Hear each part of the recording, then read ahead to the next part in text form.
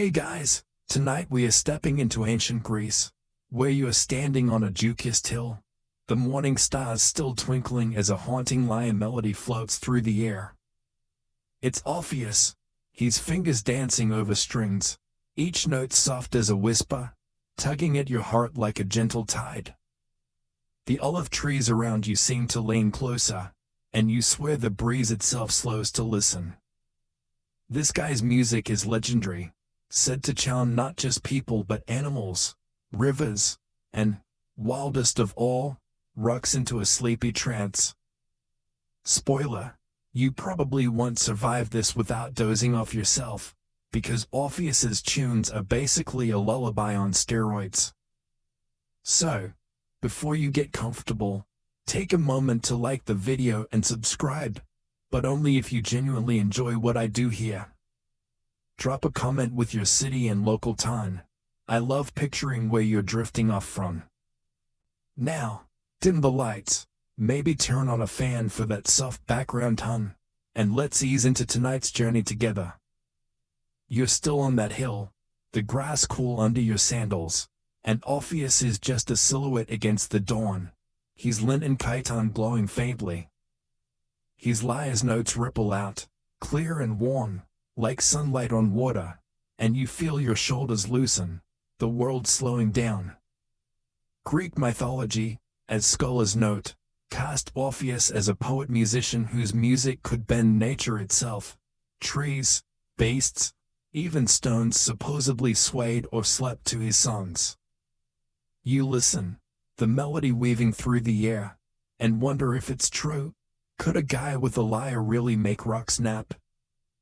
You smirk, imagining a boulder snoring, but the music's pull is real, wrapping you in a dreamy haze. Here's a quirky tidbit. Some ancient Greeks swore Orpheus's lyre was a gift from Apollo, its strings tuned by divine hands to enchant anything. You glance at the instrument, its wooden frame glinting, and chuckle. Imagine Apollo dropping it off with a "don't scratch it" note. Did it really have godly mojo, or was Orpheus just that good? Historians still argue whether the lyre's power was mythic hype or a nod to his unmatched skill. You step closer, the grass brushing your ankles, and catch the scent of wild thyme and damp earth. The music feels alive, like it's tugging at your soul, and you're starting to see why people believed in this guy. You notice a shepherd nearby, his staff forgotten, staring at Orpheus with wide eyes, his flock grazing calmly as if hypnotized. It's not just you. This music's got everyone under its spell.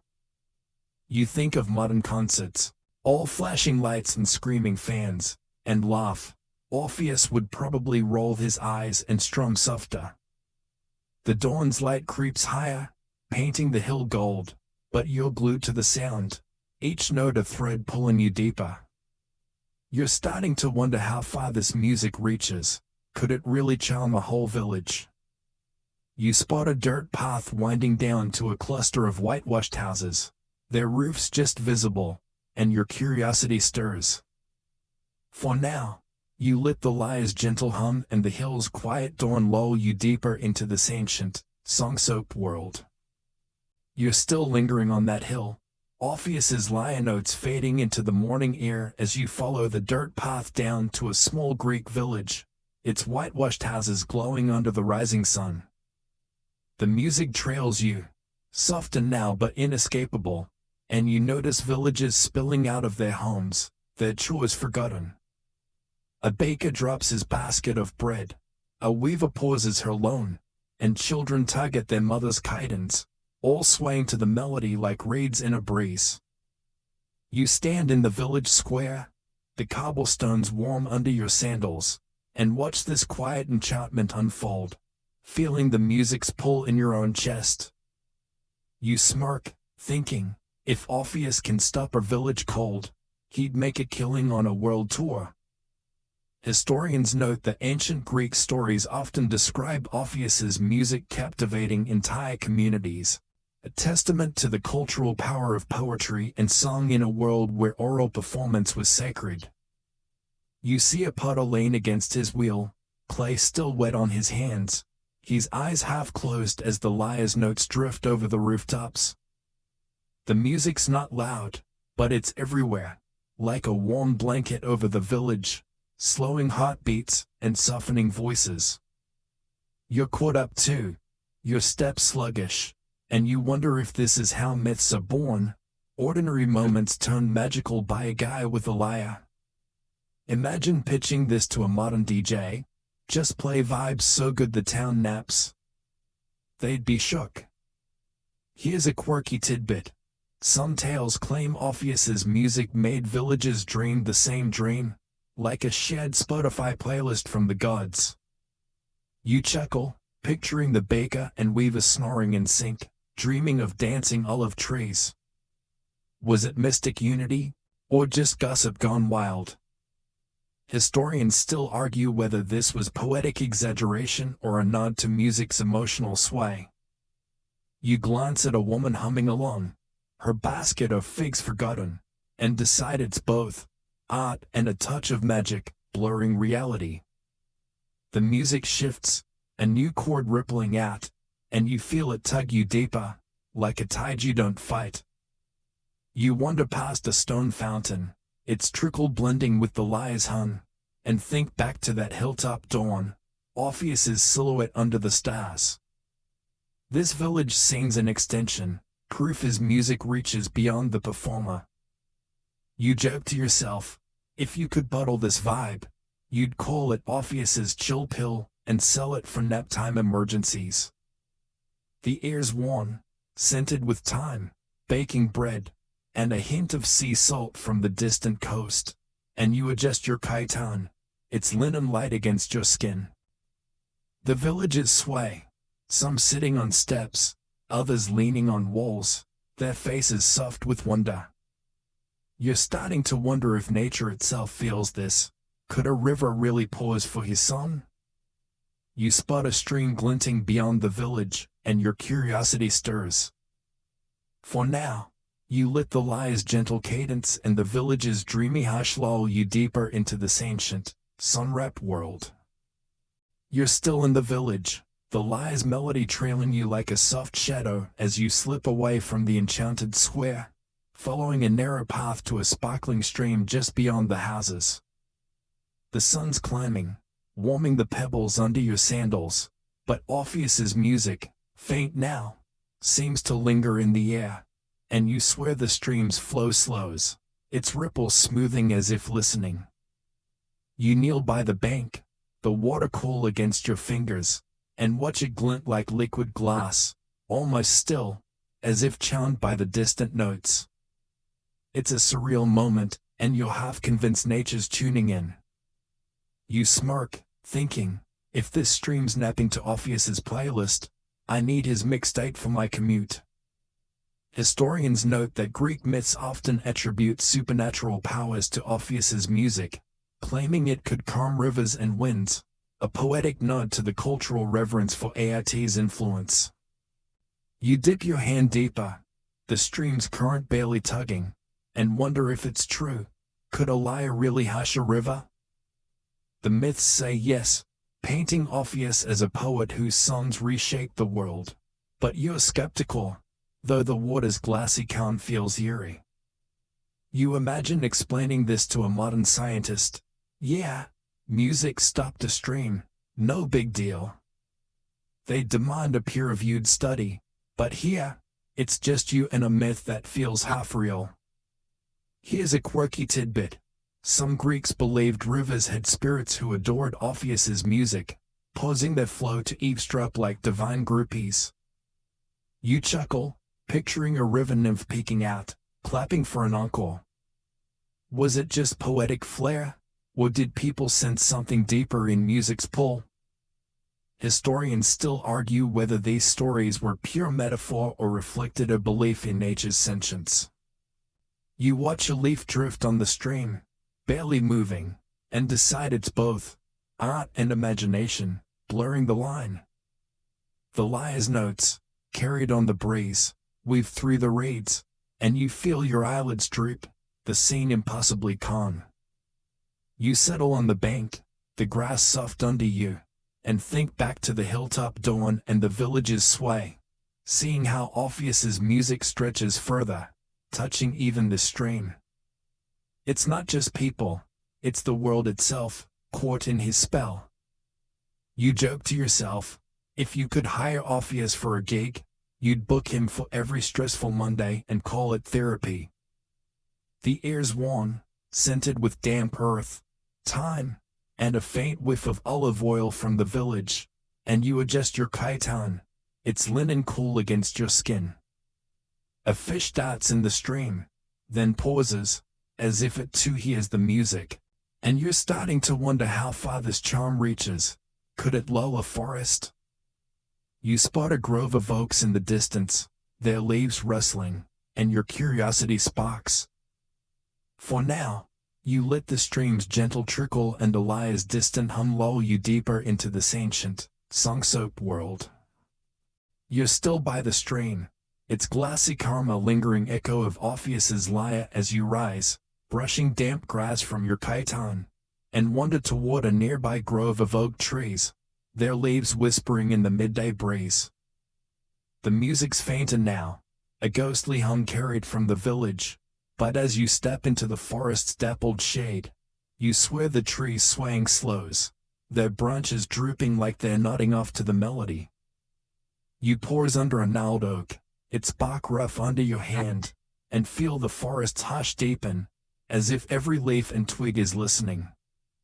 You smirk, thinking, if Orpheus can put a forest to sleep, he's basically the ultimate white noise app.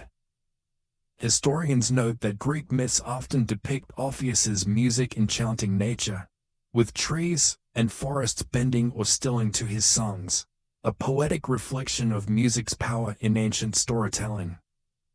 You look up, the oak's leaves barely stirring, their green edges glinting in slanted sunlight, and wonder if it's true.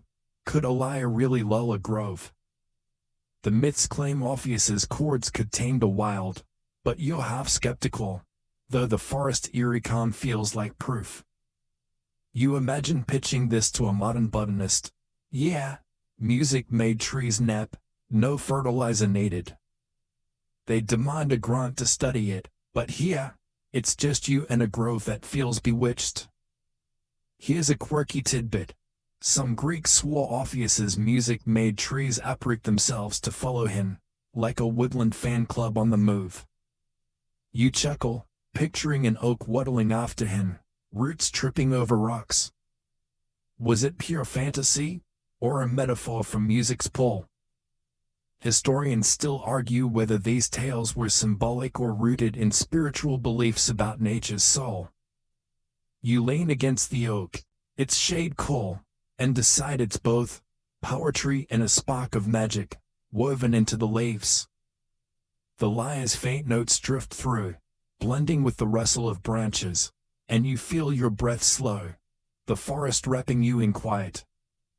You wander deeper, stepping over mossy stones, and think back to the hilltop dawn, the village's sway, and the stream's pause, seeing how Orpheus's music stretches further, taming this grove. It's not just people or water, it's the wild itself, caught in his spell. You joke to yourself, if you could stream Orpheus's tunes, you'd playlist them for every camping trip and call it Forest Zen. The air's warm, scented with pine, earth, and a hint of wild mint, and you adjust your chiton, its linen soft against your skin. A squirrel darts up a tree, then freezes, as if it too hears the music, and you're starting to wonder about those rocks. Could they really sleep to his song? You spot a cluster of boulders ahead, half buried in moss, and your curiosity stirs. For now, you let the forest's gentle hush and the lyre's distant hum lull you deeper into this ancient, song-soaked world. You're still in the oak grove, the forest's sleepy sway fading as you step out from the shade, Orpheus's faint lyre notes trailing like a half-forgotten hum. Ahead lies a rocky hillside, strewn with mossy boulders, their surfaces glinting in the afternoon sun. You settle on a flat stone, its warmth seeping through your chiton, and squint at the rocks around you, wondering if they could really doze off to Orpheus's music, as the myths claim. The melody's barely audible now, a whisper on the breeze, but you imagine it lulling these stones into a kind of ancient nap, their rough edges softened by the sound. You smirk, thinking, if rocks are sleeping to this guy's tunes, I'm hiring him for my insomnia. Historians note that Greek mythology often credits Orpheus with enchanting inanimate objects, like rocks and stones, a poetic exaggeration of music's power to move the soul, human or otherwise. You run your hand over the boulder, its moss velvety, and wonder if there's truth to it. Could a lyre's chords really chant something lifeless? The myths say Orpheus's music made stones tremble or rest, but you're skeptical, though the hillside's quiet feels heavy, almost reverent. You imagine explaining this to a modern geologist. Yeah, music put rocks to bed, no tectonic plates involved. They'd laugh you out of the lab, but here, the idea feels oddly plausible. Here's a quirky tidbit. Some ancient poets claimed rocks rolled closer to Orpheus to hear better, like groupies scooting toward a stage. You chuckle, picturing a boulder inching along, muttering, "Great acoustics." Was it just poetic hyperbole, or did Greeks see nature as alive with feeling? Historians still argue whether these tales were metaphors for emotional resonance or literal beliefs in a sentient world. You tap the stone, half expecting it to hum back, and decide it's both, art-stirring imagination until rocks seem to listen. The lyre's distant notes, carried by the wind, brush the hillside, and you feel a dreamy calm, like the stones are napping after all.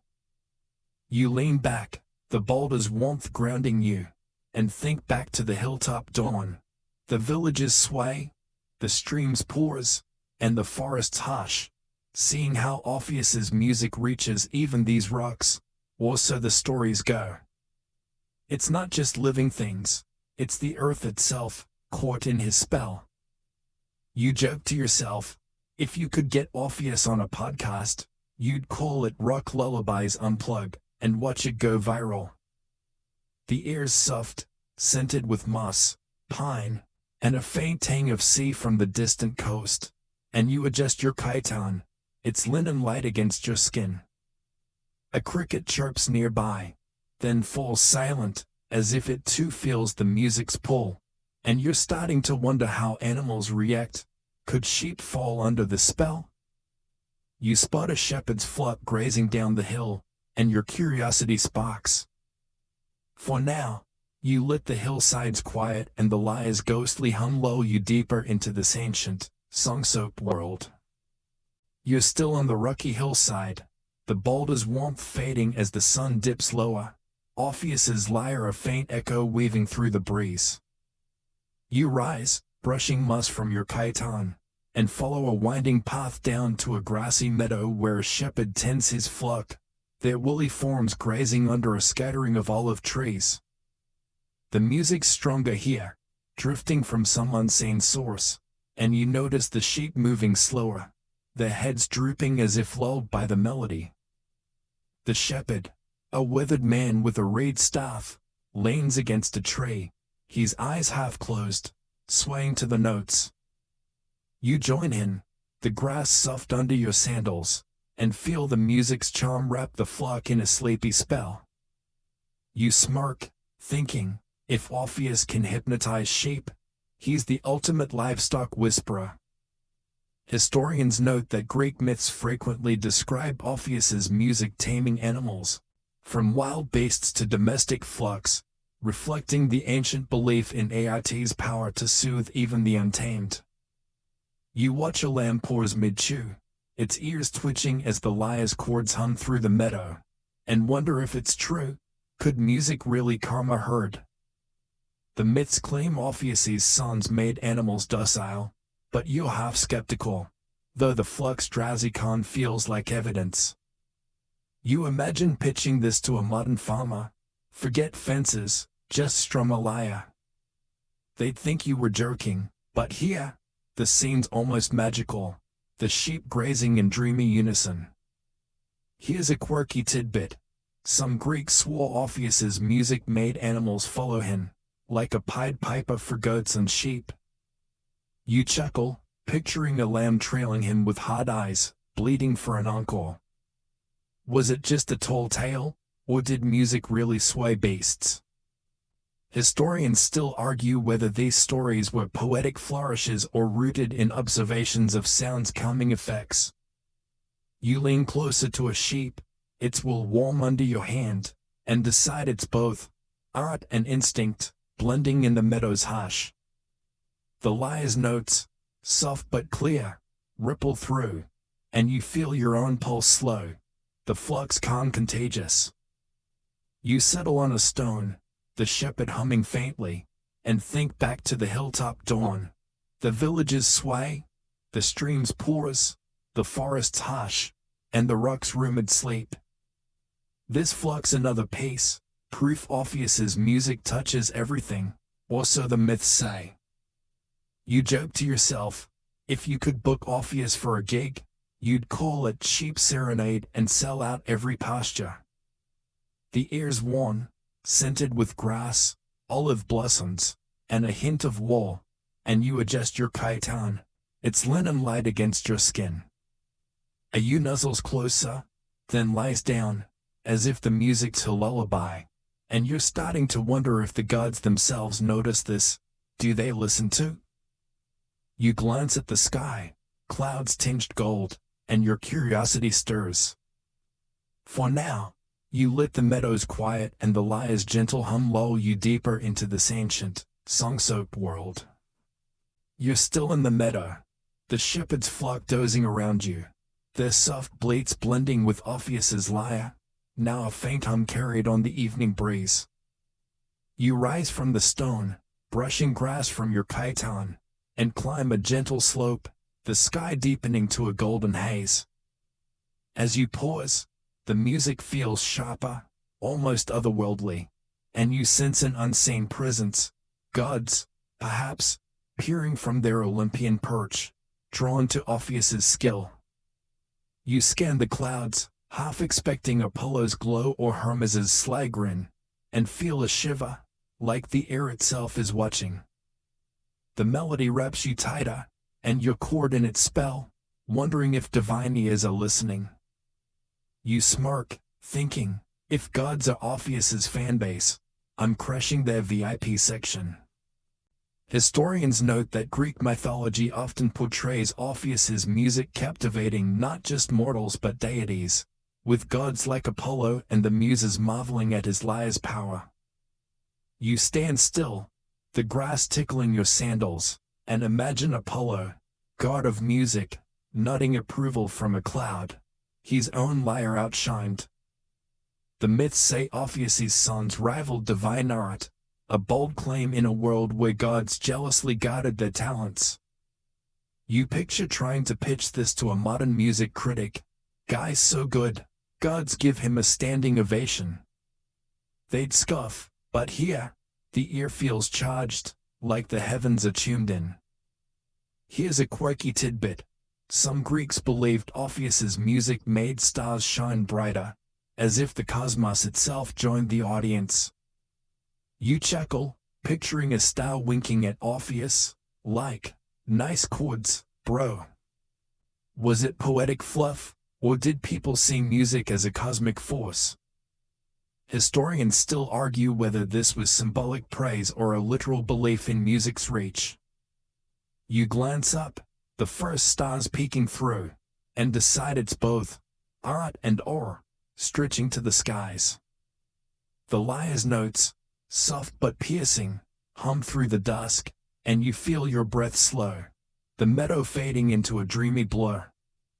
You settle on a patch of clover, the shepherds flock a distant murmur, and think back to the hilltop dawn, the village's sway, the stream's pause, the forest's hush, the rock's rumored sleep, and the sheep's con.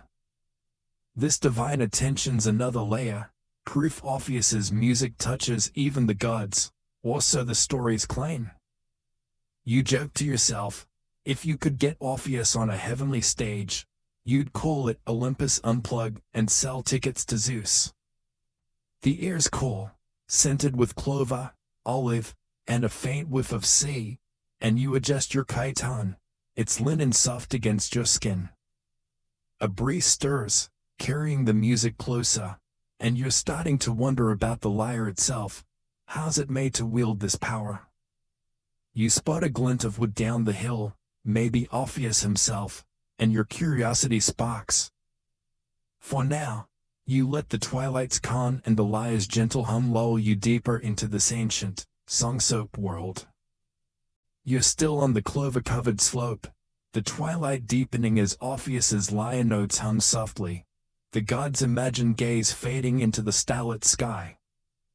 You wander down the hill, drawn to that glint of wood you spotted, and find Orpheus himself resting under an olive tree, his lyre cradled in his lap. The instrument's polished frame catches the last light, its strings shimmering like silver threads, and you sit nearby, the grass cool under your chiton, marveling at its craftsmanship. Each curve and joint feels divine, as if it's more than wood and gut, and you're caught in its quiet magic, wondering how it waves such spells. You smirk, thinking, if this lyre's got a warranty, Apollo's customer service must be legendary. Historians note that in Greek mythology, Orpheus's lyre was often said to be a gift from Apollo or crafted with divine aid, its construction credited with amplifying his enchanting music. You lean closer, the lyre's wood smooth and worn, etched with faint carvings of vines and stars, and imagine Hermes or the Muses shaping it in some Olympian workshop. The strings, taut and delicate, hum faintly as Orpheus adjusts them, each note pure as a bell. You're half convinced it's enchanted, built to charm rivers and rocks, but you wonder, could a mortal craftsman match this? You picture explaining this to a modern luthier, make a guitar that hypnotizes boulders, stat. They'd think you'd lost it. Here's a quirky tidbit. Some Greeks claimed the lyre's strings were made from the hair of nymphs, giving it supernatural resonance. You chuckle, imagining a nymph salon donating lux for Orpheus's gear, like a divine hair drive. Was it just a wild story, or a way to explain the music's power? Historians still argue whether these tales were poetic metaphors or reflections of mystical beliefs about instruments. You watch Orpheus pluck a string, the sound rippling like water, and decide it's both craft and myth, fused in every chord. The lyre's glow seems to pulse, and you feel your eyelids droop, the music weaving a sleepy net. You settle against the tree, its bark grounding you, and think back to the hilltop dawn. The villages sway, the streams pause, the forests hush, the rocks rumored sleep, the sheep's calm, and the gods gaze. This lies the heart of it all, the tool behind Orpheus's legend, or so the myths say. You joke to yourself, if you could borrow this lyre, you'd play it at every family gathering and call it instant nap generator. The air's cool, scented with olive, grass, and a faint tang of sea, and you adjust your chiton, its linen soft against your skin. Orpheus hums softly, tuning the strings, and you're starting to wonder where he's headed next. Does he wander Greece, spreading this magic? You spot a path winding into the hills, and your curiosity stirs. For now, you let the lyre's gentle hum and the night's quiet lull you deeper into this ancient, song-soaked world. You're still under the olive tree, Orpheus's lyre now silent as he slings it over his shoulder, the stars brightening above as you follow him along a winding path into Greece's rugged hills. The night air's cool, brushing your chiton, and you trail his steady steps, the faint hum of his earlier music lingering in your memory. The path twists through rocky slopes and time-scented scrub, each village, On meadow you pass seeming to hush as Orpheus nears, as if the land itself knows his name. You're a silent wanderer, caught in his orbit, marveling at how his presence alone feels like a melody. You smirk, thinking, if Orpheus can quiet hills just by strolling, he's the human equivalent of a mute button. Historians note that Greek myths portray Orpheus as a wandering poet, traveling through Thrace and beyond, his music leaving a trail of enchanted listeners, from villages to nature itself. You watch him pause by a cluster of wildflowers, their petals closing as if to listen, and wonder if his fame really spread so far. Could one man's lyre captivate a whole region? The myths say he roamed, singing for mortals and gods, but you're half skeptical, though the path's eerie con feels like proof. You imagine pitching this to a modern tour manager. Book this guy. He'll sell out every hillside. They demand a demo, but here, the silence speaks for him. Here's a quirky tidbit. Some Greeks claimed Orpheus's footsteps left musical echoes, like the ground hummed where he walked. You chuckle, picturing the path vibrating like a cosmic soundboard, trailing him like a groupie. Was it just poetic hype, or did people hear music in their awe? Historians still argue whether this was metaphorical praise or a belief in his divine aura. You step lightly, half hoping to catch a hum underfoot, and decide it's both legend and longing, etched into the earth. The lyre's strings glint as Orpheus adjusts it, and you feel a sleepy pull, the night softening around you. You pass a shepherd's hut, its occupant peering out, eyes wide, as if sensing Orpheus's gift. You think back to the hilltop dawn, the village's sway, the stream's pores, the forest's hush, the rock's rumored sleep, the sheep's calm, the god's gaze, and the lyre's craft. This wandering path's another chapter, proof his music moves with him, or so the myths claim. You joke to yourself, if you could tag along forever, you'd call it Orpheus's World Tour and sell merch with lyre logos. The air's crisp, scented with thyme, stone, and a faint sea tang, and you adjust your chiton, its linen cool against your skin. A night bird calls, then falls silent, as if respecting the melody's ghost, and you're starting to wonder how his music fares in a crowd. Could it calm a marketplace? You spot torchlights in the distance, hinting at a town, and your curiosity sparks. For now, you let the path's quiet and the lyre's faint echo lull you deeper into this ancient, song-soaked world. You're still trailing Orpheus along the moonlit path, the hill's quiet hum fading as you descend into a bustling marketplace, its stalls lit by flickering torches and alive with the chatter of traders.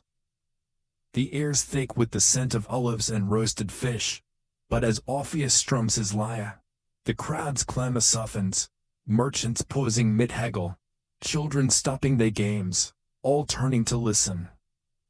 You stand by a stall piled with clay jars, your chiton brushing the dusty ground, and watch the marketplace melt into a dreamy hush, the music weaving a spell over the chaos. You smirk, thinking, if Orpheus can calm this zoo, he'd be a hit at rush hour subways. Historians note that Greek myths often depict Orpheus's music soothing crowds, reflecting the cultural role of poetry and song in uniting communities during festivals or markets. You see a potter set down his wheel, his hands still dusted with clay, and a fishmonger laying on his table, both caught in the lyre's gentle pull. The notes are soft, barely rising above the torchlight's crackle, but they're enough to slow the market's pulse, like a lullaby for 1,000 strangers. You're swept up too, your fingers tapping the stall's edge, and wonder if this is how legends grow, one strum at a time. You imagine pitching this to a modern busker, play so good, you stop a flea market. They'd beg for lessons. Here's a quirky tidbit. Some Greeks swore Orpheus's music made coins jingle in sync, as if the market's wealth danced to his tune. You chuckle, picturing a drachma doing a little jig in a trader's pouch. Was it just a fanciful tale, or a nod to music's sway over human greed?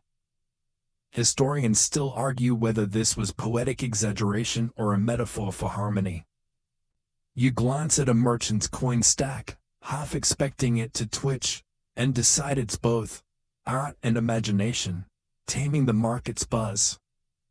The lyre's chords ripple, and you feel your breath ease, the crowd's faces softening into sleepy smiles. You lean against the stall, the wood warm under your hands, and think back to the hilltop dawn. The villages sway, the streams pause, the forests hush, the rock's rumored sleep, the sheep's con, the guard's gaze, the lyre's craft, and the wandering path. This marketplace is another stage, proof Orpheus's music can hush even chaos, or so the myths claim. You joke to yourself, if you could hire Orpheus for a gig, you'd book him for Black Friday and call it Crowd Control Unplugged. The air's rich with smoke, fish, and thyme, and you adjust your chiton, its linen light against your skin. A child nearby drops her clay toy, staring at Orpheus, and you're starting to wonder how his music holds up at night. Could it charm under stars? You spot the sky darkening, torches glowing brighter, and your curiosity stirs.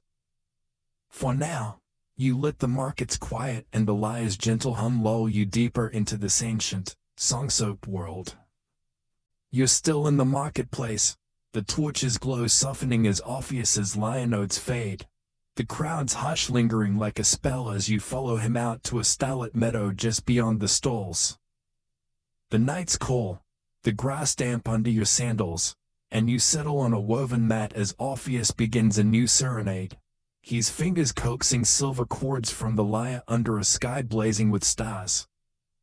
The music's slower now, each note a velvet thread, and you feel the meadow itself lean in, crickets quieting, breezes stilling, as if the night's holding its breath. You're caught in the glow, the stars seeming to pulse with the melody.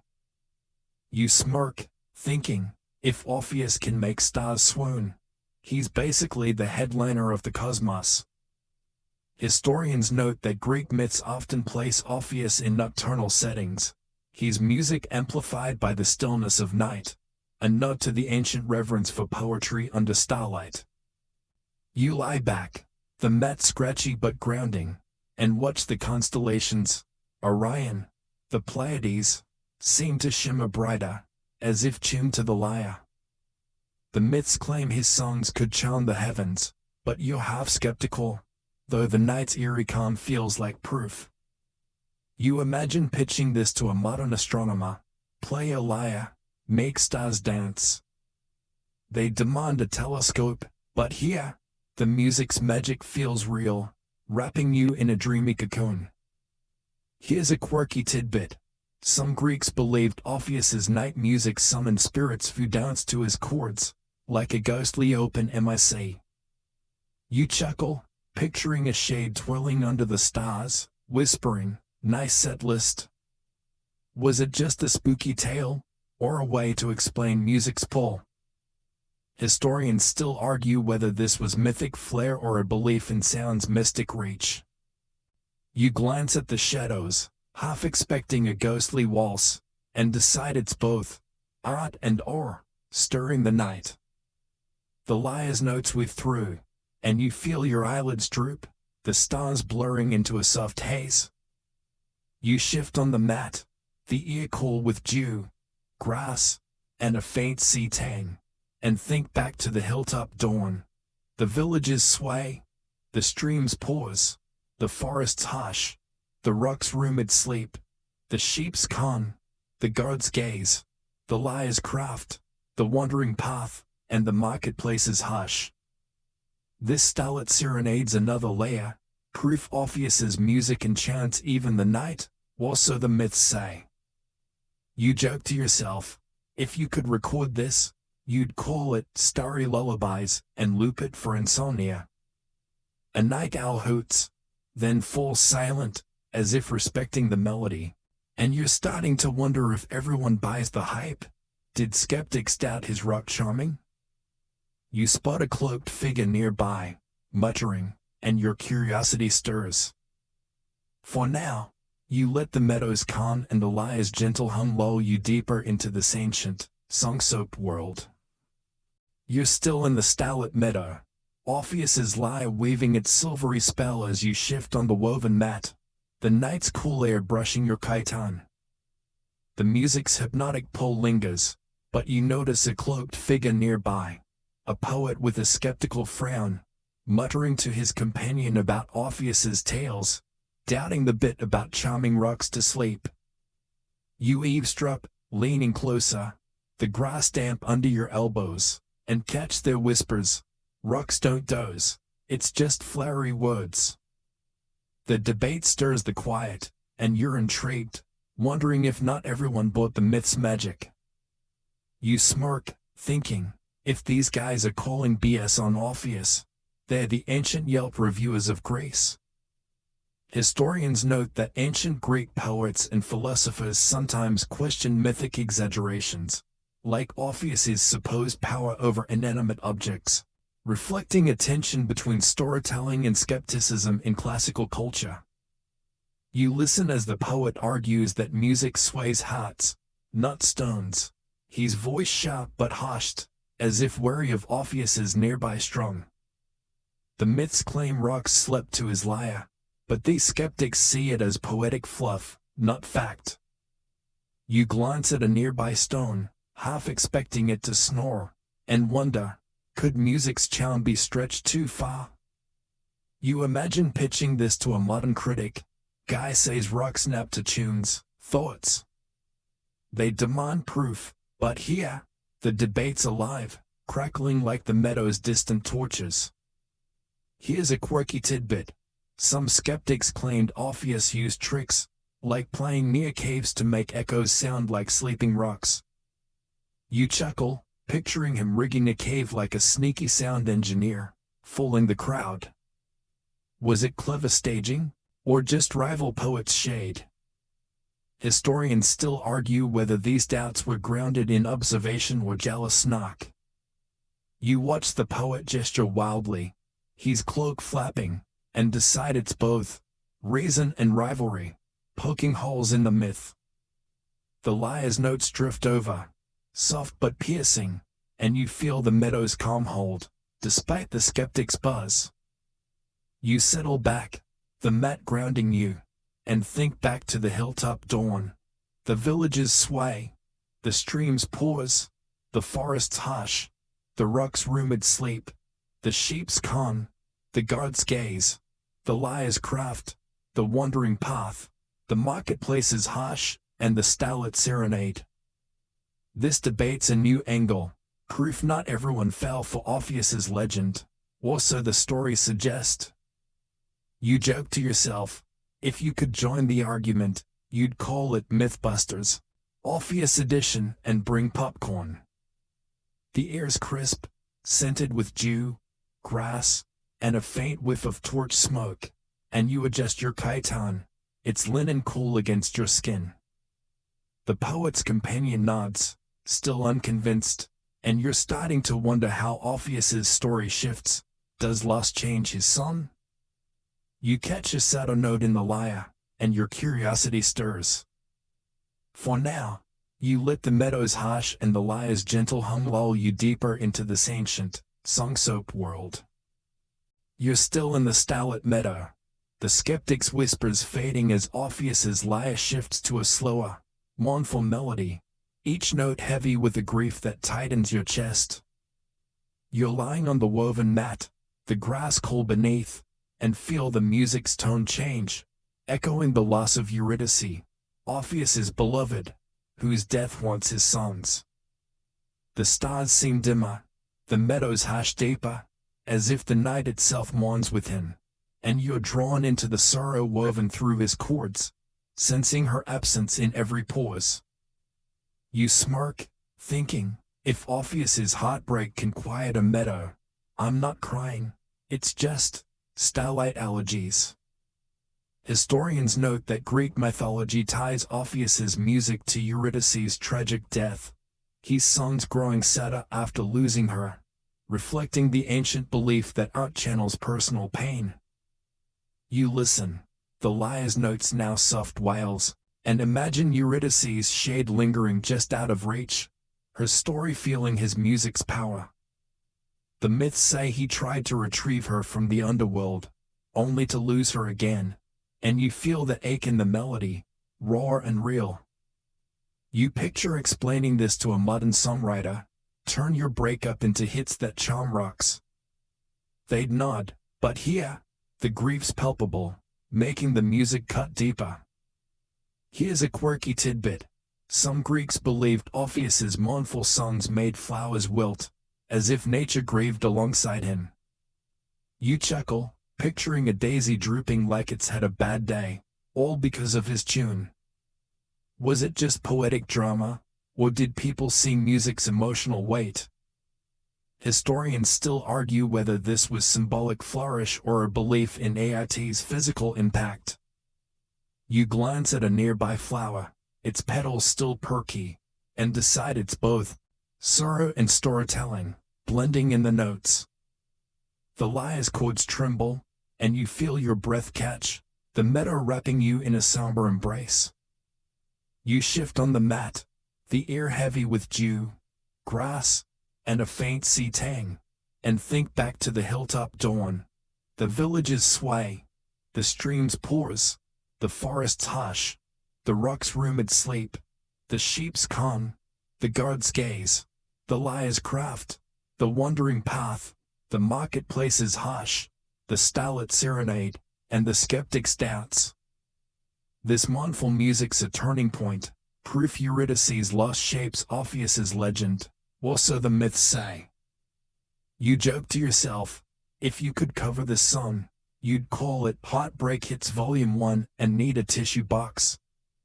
A night bird's call breaks, then softens, as if respecting the melody's weight, and you're starting to wonder how his story lives on. Does it echo in other villages? You spot a distant fire's glow, hinting at another gathering, and your curiosity stirs. For now, you let the meadows quiet and the lyre's sad hum lull you deeper into this ancient, song-soaked world. You're still in the starlit meadow, Orpheus's mournful lyre notes fading into the night as you rise from the mat, the grass damp under your sandals, and follow a faint path toward a distant fire's glow, where another village hums with life. The music's echo lingers, a ghostly thread, and you hear snippets of Orpheus's myth whispered among villages, tales of his rock-charming, river-soothing sons, carried like embers from one hearth to another. You pause by a stone wall, the air cool against your chiton, and listen to a grandmother recount his story to wide-eyed children, her voice weaving his legend into the night. You smirk, thinking, if Orpheus's myth's gone viral, he's the OG influencer of ancient Greece. Historians note that Orpheus's stories spread across ancient Greece, preserved in oral traditions and later texts, reflecting the power of myth to endure through communal storytelling. You lean closer, the firelight flickering on the grandmother's face, and catch her describing how Orpheus's music made stones sleep, a tale that feels both fantastical and familiar. These stories, passed from village to village, cemented his fame, turning him into a cultural icon whose lyre echoed beyond his lifetime. You imagine pitching this to a modern podcaster. Guy's music lives on in campfire chats, no Wi-Fi needed. They'd be amazed, but here, it's just how legends grow, one voice at a time. Here's a quirky tidbit. Some villages claimed hearing Orpheus's music in their dreams, like a divine Spotify looping his greatest hits. You chuckle, picturing a kid dreaming of a lyre jam session, waking up humming his chords. Was it just imagination, or did his myth seep into the subconscious? Historians still argue whether this was poetic embellishment or a sign of music's lasting grip. You watch a child mimic strumming, her fingers dancing in the air, and decide it's both story and spell, woven into the village's heart. The fire crackles, and you feel the myths pull, like a lullaby that never fades. You settle on a bench, the wood worn smooth, and think back to the hilltop dawn.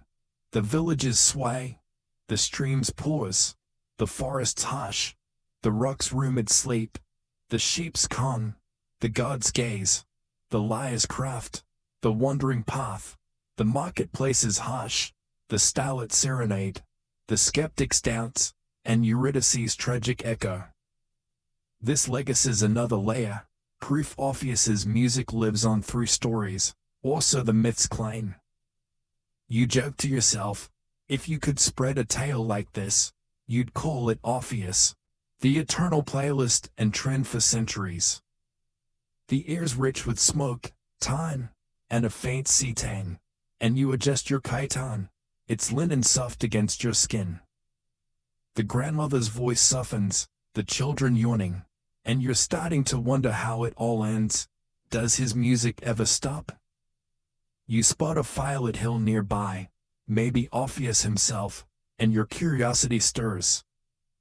For now, you let the village's con and the myth's gentle hum lull you deeper into this ancient, song-soaked world. You're still by the village fire, the grandmother's tale of Orpheus's rock charming fading as the children drift to sleep, their yawns blending with the crackle of embers. You rise from the bench, your chiton catching a cool night breeze, and wander toward that firelit hill you spotted, where a lone figure, maybe Orpheus, sits by a small blaze, his lyre resting beside him. You settle on a mossy stone, the flame's warmth kissing your face, and listen as his fingers pluck a final, gentle lullaby, each note soft as moonlight, wrapping the night in a dreamy hush. The music feels like a goodbye, and you're caught in its tender spell, wondering if it could truly charm you to sleep. You smirk, thinking, if Orpheus's last song knocks me out, I'm giving him 5 stars on the Myth app. Historians note that Orpheus's music, in Greek mythology, often served as a bridge to the divine or the eternal, his final performances symbolizing closure, peace, or transcendence. You watch the firelight dance on the lyre's strings, the notes slow and deliberate, and feel the meadow's quiet deepen, as if the stars themselves are listening. The myths say his music could lull anything, people, rivers, rocks, into rest, and you're half convinced, the melody tugging at your eyelids like a warm blanket. You imagine pitching this to a modern composer, write a song that puts the world to bed. They'd beg for his secret, but here, it's just Orpheus, a fire, and a song that feels like home. Here's a quirky tidbit. Some Greeks believed Orpheus's final songs lingered in the air, echoing for years like a ghostly radio station. You chuckle, picturing a breeze carrying his tune, like a cosmic jukebox stuck on repeat. Was it just a poetic flourish, or did his music feel that timeless? Historians still argue whether this was symbolic of ART's endurance or a literal belief in sound's permanence. You lean closer, the fire's glow soft, and decide it's both music and memory, woven into the night. The lyre's chords fade, each note a whisper, and you feel the world slow, the hill cradling you in calm. You think back to the hilltop dawn, the villages sway, the streams pause, the forests hush, the rocks rumored sleep, the sheep's calm, the god's gaze, the lyre's craft, the wandering path, the marketplace's hush, the starlit serenade, the skeptic's doubts, Eurydice's tragic echo, and the myths spread. This final lullaby's the end, proof Orpheus's music is eternal, or so the myths claim. You joke to yourself, if you could save this song, you'd call it Orpheus's snooze button and play it every night. The air's rich with smoke, moss, and a faint sea tang, and you adjust your chiton, its linen cool against your skin. The fire dims, Orpheus's silhouette blurring, and you're ready to drift, the night's embrace complete. You're still by the fire, its embers a faint glow, the hill now a quiet cradle under a sky thick with stars. Your breath slows, matching the night's gentle pulse, each inhale drawing in smoke and sea, each exhale easing the myth's last echoes. The lie has gone silent, but its lullaby lingers, a soft hum in your bones, soothing every thought. You sink deeper into the mossy stone's curve, your chiton a light cocoon, the fire's fading warmth a whisper of peace. There's no hurry here, no stories left, just the night's calm, holding you like a friend. Feel the stars above, their light a tender veil, blurring the world's edges. Orpheus is music, he's grief, he's legend, all dissolve into this hush, where only rest remains. Picture the villages sleeping, the streams still, the rocks dreaming under moonlight. Every note, the dawn's sun, the market's hush, the meadow's serenade, fades into this moment, where the night is enough. Your eyelids grow heavy, the fire's last spark drifting upward, joining the constellations. Sleep's close, a warm tide pulling you gently. You're safe here, wrapped in the hill's quiet, the stars watching over you. The myth's done, the lie is stilled, and you're floating, carried by a melody older than time. Let the night take you, its darkness soft, its silence kind. Close your eyes, feel the moss, and drift into the vast, starry calm. You're part of Orpheus's song now, resting in its endless lullaby. Sleep well, dreamer.